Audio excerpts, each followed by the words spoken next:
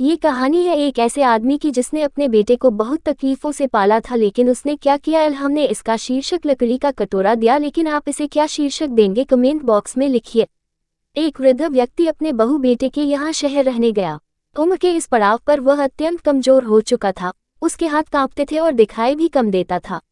वो एक छोटे से घर में रहते थे। पूरा परिवार और उसका 4 वर्षीय पोता एक साथ डिनर टेबल पर खाना खाते थे। लेकिन वृद्ध होने के कारण उस व्यक्ति को खाने में बड़ी दिक्कत होती थी।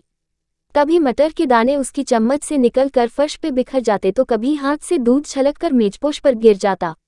बहू बेटे 1-2 दिन ये सब सहन करते रहे, पर अब उन्हें अपने पिता की इस काम से चिढ़ होने लगी।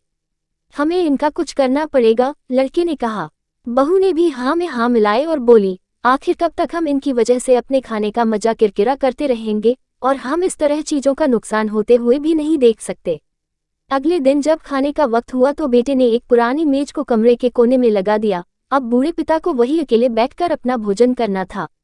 यहाँ तक कि उनके खाने के बर्तनों की जगह एक लकड़ी का कटोरा दे दिया गया था, ताकि अब और बर्तन न टूट फूट सकें। बाकी लोग पहले की तरह ही आराम से बैठकर खाते, और जब कभी कभार उस बुजुर्ग की तरफ देखते तो उनकी आंखों में आंसू दिखाई देते। ये देखकर भी बहू बेटे का मन नहीं पिघलता। वो उनकी छोटी से छोटी गलती पर ढेरों बातें सुना देते। वहां बैठा बालक भी यह सब बड़े ध्यान से देखता रहता और अपने में मस्त रहता। एक रात खाने से पहले उस छोटे बालक को उसके माता पिता ने जमीन पर बैठकर कुछ करते हुए देखा। तुम क्या बना रहे हो?